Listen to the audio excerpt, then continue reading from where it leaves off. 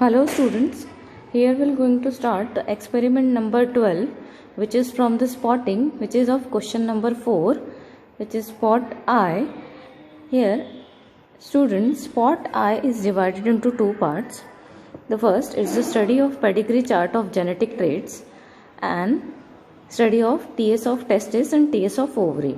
Now here we have to study 4 specimen, but 2 specimen of which is from the pedigree chart and 2 specimen which is of TS of testis and TS of ovary. So here we are going to start our experiment. So first we are going to learn about the pedigree chart and genetic traits. Now students, pedigree is the list of ancestors showing genetic relationship between members of a family. अभी यहाँ पे ये एक pedigree chart है. सो this is the pedigree chart which is showing, this is the symbol of the pedigree chart. मतलब अब हम जो पेडिग्री चार्ट स्टडी करेंगे उसके सिंबल्स यहाँ पे दिए हैं. First you should know the symbol of the pedigree chart, then you will going to understand what is pedigree chart is exactly. So first the square bracket which is the male and the circle which is a female. The square and the circle which is denoted as the male and the female part in the pedigree chart, and if there is a single line between the male and the female, that means the meeting.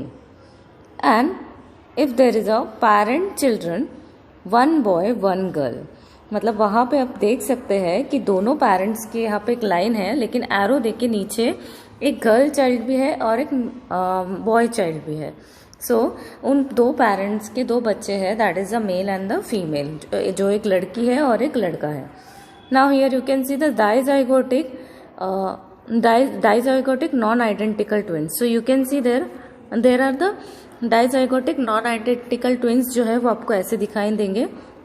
Then the monozygotic identical twins. So monozygotic identical twins में आप क्या देखेंगे कि इसका symbol triangle में है. मतलब पूरे मतलब जो दो आपको दिख रहे हैं male and female, circle and square, वो दोनों क्या है एक सिंगल लाइन से जॉइन किए हुए हैं. Then there is one more square. It's not a square but it's a kite like structure, that is a sex unspecified. मतलब उसका जो सेक्स जो है दैट इज अनस्पेसिफाइड है, वो पता नहीं है. And there is a number of children of sex indicated. यहाँ पे आप देखेंगे तो सेकेंड कॉलम में there is a circular and the square structure which is the number of children of sex indicated. Now here the dark black colour से mail और female को coloured किया है, दैट इज अफेक्टेड इंडिविजुअल. मतलब जहाँ पे actually parents के characters का डोमिनेंट हो या फिर रिसेसिव हो, उनके कैरेक्टर्स का क्या हुआ है, इफेक्ट हुआ है. Now heterozygote for the autosomal recessive. Heterozygotes मतलब दो different zygotes, okay, not a similar. Homozygous means similar. Now here you can see, यहाँ पे आप देख सकते हैं एक मेल और फीमेल है जो आधे आधे डार्क ब्लैक है. ओके, यहाँ पे आप एक सर्कल देखेंगे, सर्कल के बीच में एक ब्लैक कलर का डॉट है, that is a carrier of the sex link recessive. ये क्या है, कैरियर होता है, मतलब कैरी करता है, लेकिन खुद वो जेनेटिकल जो ट्रेट्स होते हैं वो एक्सपोज नहीं करता है. Now you can see there is a square, square के बीच में एक लाइन है, that means death. Okay, and abortion और स्टिल बर्थ सेक्स अनस्पेसिफाइड. ये जो लाइन दिख रहा है उसके सर्कल के ऊपर एक लाइन है, दैट मीन या फिर अबॉर्शन हो गया या फिर still the birth and the sex is unspecified. Now the proprostitus. Now here this is the only symbols we will going to use it. No need to study the further ones. So this is the main symbols, the first one and the second column का जो death या death तक है वहाँ तक ही हम उसको study करने वाले हैं. So here only we have taken the 2 specimen, that is the first one is the widow's peak and the second one which is the rolling of tongue. Now here you can see the pedigree is the list of ancestors showing the genetic relationship between the members of family. अब ये जो pedigree होता है, pedigree means जो हमारे family से हमको मिले हुए जो जीन्स होते हैं वो क्या करता है, शो करता है characteristics. Genetic traits means genetical characteristics, मतलब पेरेंट्स से हमें मिलना. A record of inheritance of a certain genetic traits for 2 or more generation present in the form of family or the T diagram is called as a pedigree chart.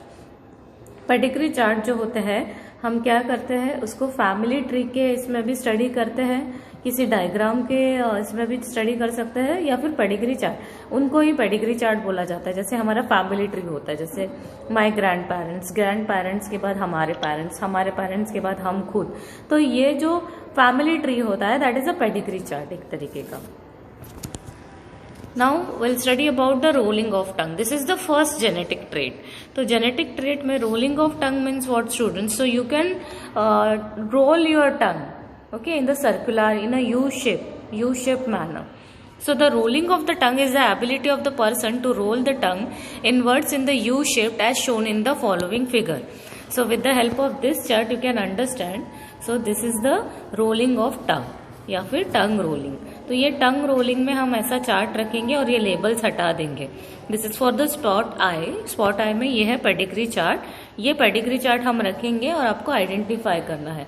तो अभी आप देख सकते हैं कि रोलिंग ऑफ टंग में कोई लोग अपनी जो टंग होती है वो पूरे यू शेप में क्या करते हैं, टर्न करते हैं। So that is a rolling of tongue. The inability to roll the tongue is caused by the autosomal recessive alleles a. अब यहाँ पे होता है एक डोमिनेंट एलील और एक होता है रिसेसिव एलील। आप यहाँ पे देख सकते हैं मेल जो है वो क्या है, कलर किया हुआ है ब्लैक लाइन से, और फीमेल जो है वो नॉन अफेक्टेड है, बट मेल इज अफेक्टेड। अगर मेल अफेक्टेड है तो उनके 4 बच्चे हैं, that is a 4 children they are having. The first one is the male, then उनके 3 बच्चे हैं, sorry, there is the first one is a male, second one is also male and the third one is also male. अभी यहाँ पे affected कौन है, वो is the affected one which is the father. तो लेकिन फादर अफेक्टेड वन होने की वजह से ये मेल में नहीं अफेक्ट होगा, क्योंकि 2 डोमिनेंट कैरेक्टर एक साथ नहीं क्या कर सकते, शो नहीं कर सकते हैं। लेकिन अगर यहाँ पे कोई फीमेल होती, गर्ल चाइल्ड होता, तो ये जो फादर का डोमिनेंट जो जीन है वो उस गर्ल पे अफेक्ट करता। नाउ आप अगर सेकेंड लाइन में देखेंगे तो वो जो एक बॉय जो है, boy is getting married to the affected female, जो सर्कुलर इसमें है। तो ये अफेक्टेड फीमेल में आप देखेंगे, ये अफेक्टेड फीमेल के साथ ये शादी होने के बाद इनके 4 बच्चे हैं, वो है, एक है मेल, दूसरा है फीमेल, देन है मेल, अगेन मेल। लेकिन इनमें से कोई भी अफेक्टेड नहीं है। क्यों? क्योंकि there is a autosomal recessive a, मतलब फीमेल अफेक्टेड है ना, मेल अफेक्टेड नहीं है।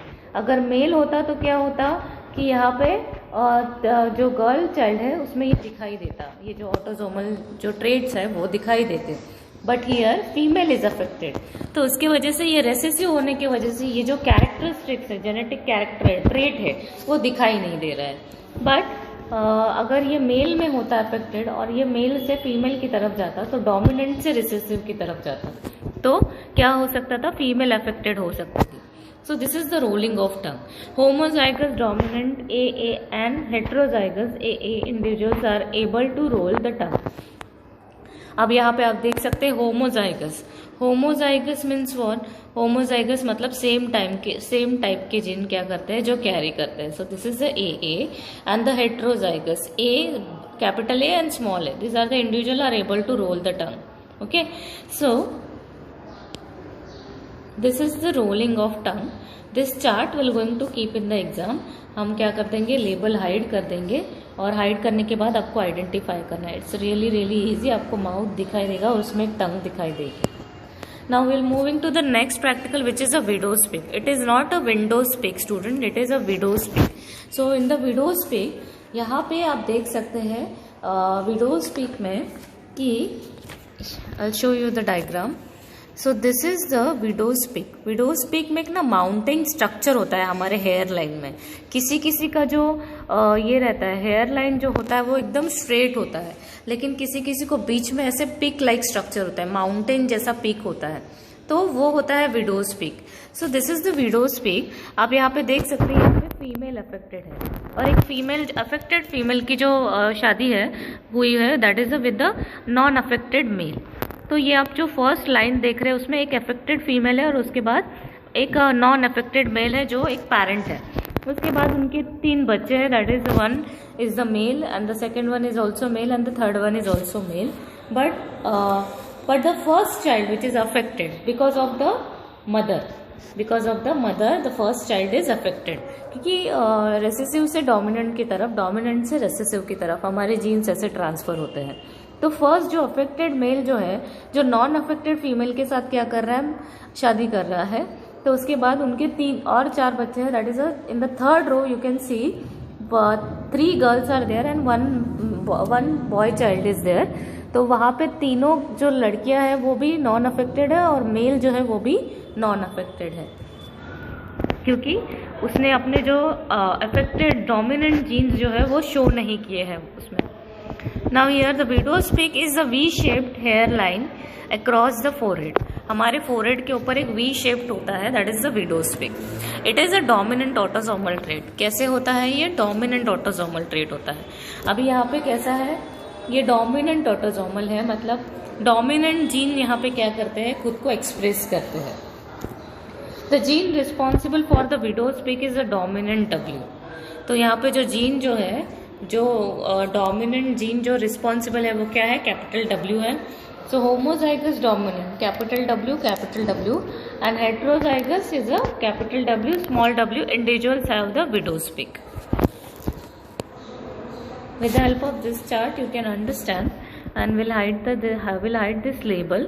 और ये चार्ट आपको देखने के लिए देंगे और ये चार्ट देख के आपको आइडेंटिफाई करना है कि ये कौन सा पेडिग्री चार्ट है and which kind of genetic trait it is students. Now here will moving to the next, that is a spot eye, study of TS of testis and study of TS of ovary. अभी यहाँ पे study of TS of testis and study of TS of ovary में हम TS यानी कि transfer section लेंगे testis का, and there is also transfer section of the ovary which is in the spot I. So students here this is the TS of ovary. आप देख सकते हैं ये है TS of ovary. So now this is the TS of ovary. ये हम लोगों ने माइक्रोस्कोप के नीचे स्लाइड लगाया था। This is the slide of TS of ovary.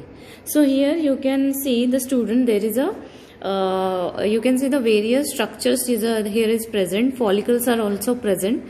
So the mammalian ovary show the compact structure with the outer cortex and inner medulla. So with the help of this you can understand. Now here students see this. So this is the actual diagram of from your handbook. तब आप ये आपको ये समझ में आएगा। So this is the actual handbook का diagram में दिया है। There is a primordial follicle, primary follicle, secondary follicle. So you can see the follicle structures. पहले प्राइमरी फॉलिकल्स जो है वो बहुत छोटा सा है। Now there is a primary follicles, उसके बाद जो देख रहे हैं प्राइमोर्डियल फॉलिकल जो है वो सबसे छोटा है, and then there is a primary follicle. ये प्राइमरी फॉलिकल जो है वो उससे थोड़ा सा बड़ा हो गया है। देन सेकेंडरी फॉलिकल में आप देखते हैं कि उसका शेप थोड़ा इंक्रीज हो गया है, डेवलप्ड हो गया, and there is a germinal epithelium. ये आपको दिख रहा है, there is a germinal epithelial layer. Ovarian cortex, now this is the middle part which is the ovarian cortex, and now here you can see the follicular fluid. So this is the actually follicular fluid। ये जो structure आपको दिखाई दे रहा है बीच में, ये follicular fluid है, and this is a follicule, mature follicle जिसको हम क्या बोलते हैं, mature follicule है ये।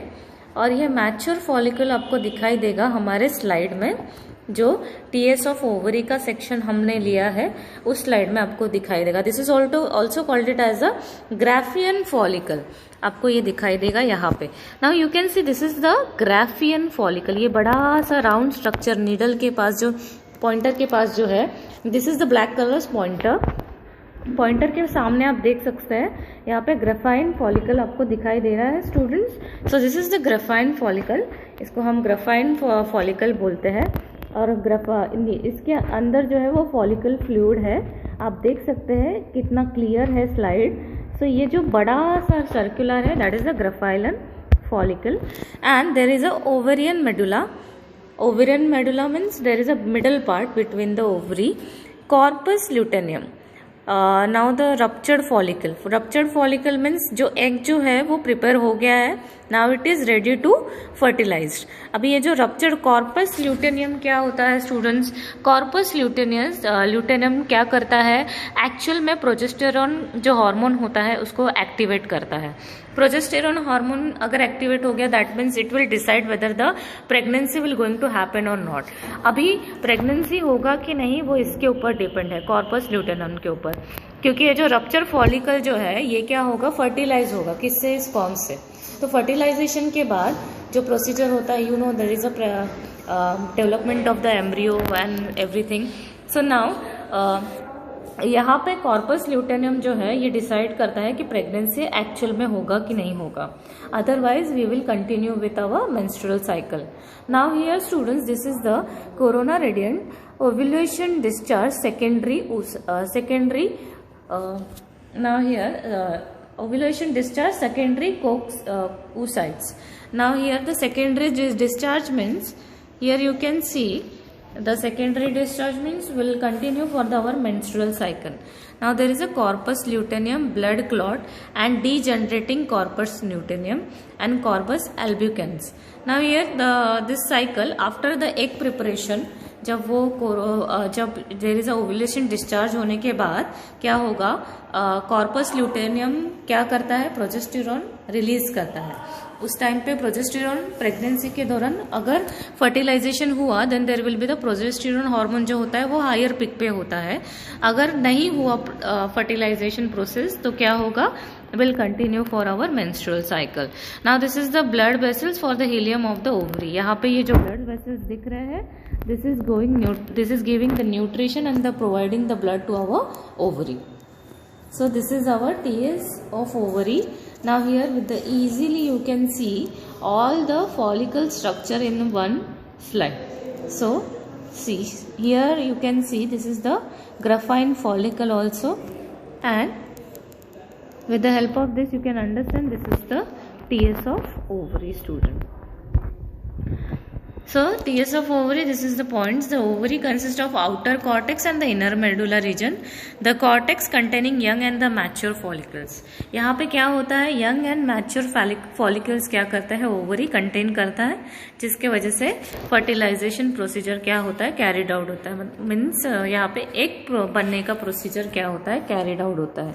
और egg बनने के बाद वो जब egg release हो जाता है तो रिलीज होने के बाद it is depend on the fertilization, कि मेल गैमेट आके अगर उसके साथ क्या हो जाता है, यहाँ पे अगर मेटिंग हो गया तो मेटिंग होने के बाद क्या होगा, फर्टिलाइजेशन होगा. Otherwise it will continue for the menstrual cycle. So now this is the TS of testis. With the help of this you can understand this is the TS of testis. Now students, it is really easy to understand because see the slide is there is a huge difference between the ovary and the testis. Now here students you can see with the help of pointer this is the TS of testis. TS मतलब transfer section of testis है ये. अब आप देखेंगे इसमें आपको seminiferous tubules दिखाई देंगे. सो ये सेमिनिफेरस टिब्यूल्स जो होते हैं आप देख रहे हैं यहाँ पे, जो जहाँ पे मैंने पॉइंटर रखा है वहाँ पे आपको दिखाई देंगे. सो this is the actual image under the microscope of slide. So now this is your handbook diagram which you have given in your handbook. Now the testis is externally covered by a thick fibrous tissue called tunica albuginea, and testis show large number of long convoluted seminiferous tubules. अभी इसमें सबसे ज़्यादा important क्या है, seminiferous tubules. Seminiferous tubules which releases the sperms. Now here students, this is also now here you can understand. So students, in the diagram you can see the seminiferous tubules. ये seminiferous tubules का ही section आपको दिखाई दे रहा है. कहाँ पे, ये स्लाइड में. सो this is the section of the seminiferous tubules. आपको दिखाई देगा ये ट्यूब्यूल्स का सेक्शन. जब आप ट्रांसफर सेक्शन लेते हैं तब आपको ऐसे दिखाई देगा. एग्जाम में हम ये दोनों TS of ovary and TS of testis के लिए स्लाइड रखेंगे. आप इजीली आइडेंटिफाई कर सकते हैं. दोनों स्लाइड्स बहुत ईजी है आइडेंटिफाई करने के लिए. Okay students, so here this is the from the spot eye we have already studied TS of study of TS of testis and TS of ovary. Okay, so TS of testis, this is the slide of TS of ovary, and this is the diagram of actual cycle of the TS of ovary, and this is TS of testis. तो TS of testis का ये seminiferous tubules का जो section TS of section है वो आप easily देख सकते हैं, and this is the actual diagram which you have given in the textbook. So here no need to draw any kind of diagram in the exam. You just have to go on the table for the spot eye. ये 4 specimen से कोई भी एक हम रखेंगे और आपको क्या करना है, identify करना है. Okay students, you have to identify which kind of, whether it can be in the slide format. अगर microscope रखा है तो TS of testis and ovary होगा, या फिर अगर चार्ट्स रखे हैं then there will be the pedigree charts होगा. तो उन दोनों में से आपको आइडेंटिफाई करना है. So now student, this is the second type of the genetic trait, which is rolling of tongue or the tongue rolling. So it is also from the spot eye, which is from the pedigree chart, which is showing the second genetic trait. Means we have already learned about the widow's peak. That was the first one. Now this is the second genetic trait, means the second option which you have given for the pedigree chart. In the exam, we are going to keep this chart. Either it will be the widow's peak or either it will be the rolling of tongue. So you have to identify, and it's really easy to identify in between the widow's peak and the rolling of tongue. So here we'll hide this label with the white paper, and you have to identify. आपको identify करना है कि ये कौन सा genetic trait है. So this is from the spot eye, which is from the pedigree chart. So you have to identify this is the rolling of tongue. जैसे rolling of tongue means जहाँ पे एक्चुअल में human क्या कर सकता है, अपने पूरे टंग को रोल कर सकता है. सो this is one of the genetic trait. So this is the rolling of टंग. ये एक कैरेक्टरिस्टिक होता है उसके अंदर का, जो अपने एंसेस्टर से मतलब जेनेटिकली चलता आता है. मतलब हमें अपने ये पूर्वजों से मिला हुआ रहता है या फिर जेनेटिकली पेरेंट्स से आता है. So these are the genetical traits. तो ये आप देख रहे हैं, this is the rolling of tongue, and it is really easy to identify also in the exam. So students, here we are going to study about to prepare the pedigree chart of the genetic traits. Now you all know that the genetic trait, which is means characteristics. Now here you can see from the spot eye, there are 2 spots. First, you have to study the genetic traits, and then there is a slides over there which is TS of testis, TS of ovary. So here we have studied about the TS of testis and TS of ovary, and one more option is given over there, that is a chart, that is a pedigree chart of genetic traits. Okay, so this is the genetic traits. So we are going to study of 2 genetic traits. Now here the first genetic trait, which is from the spot eye, which is from question number 4, and which will come for 1 mark. So so this is the widow's peak, a straight hairline, you can see. So here the trait which is the widow's peak. So you can see with the help of chart, this is the widow's peak. Now here students, you can see this is the widow's peak, and this is the straight hairline. From the spot eye, the first genetic trait, which is the widow's peak, not window's peak, it is widow's peak. So see the spelling also, don't do the mistake in the exam and journal also. This is the widow's peak. Now here you can see, we'll keep this chart and we'll hide this label, and you have to identify which genetic trait it is. So it is from the spot eye, it is a pedigree chart, and which is showing the genetic traits. The first one, which is the widow's peak. Now you can see there is a difference between the hairline. So this peak like structure, that is called it as the widow's peak, and this is the straight line structure, which is normally everyone is having the straight line structure. But this is the widow's peak, which is few people which is having this kind of hairline structure.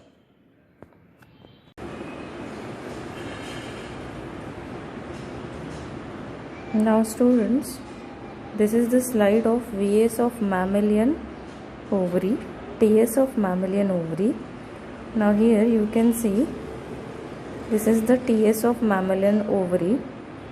Inside the microscope we are showing you there is a TS of mammalian ovary. With the help of the pointer you can understand this is the TS of mammalian ovary. So this is the slide of TS of mammalian ovary. So we are going to keep this slide so you can see the slide clearly. So here this is the slide of TS of mammalian ovary. Now see student, there is a pointer, black color pointer, which is showing you this is the TS of mammalian ovary. Now you can see there is a, with the help of this you can identify this is the TS of mammalian ovary. Now students, this is the TS of mammalian testis. So with the help of this slide you can understand, we are going to keep this slide in the exam. So this slide is showing the TS of testis. You can easily differentiate between the TS of testis and the TS of ovary. Now you can see there is a seminiferous tubules also there. So round shape cells are there. So you can understand with the help of this slide this is the TS of testis. So with the help of pointer we are showing there are various kind of seminiferous tubules.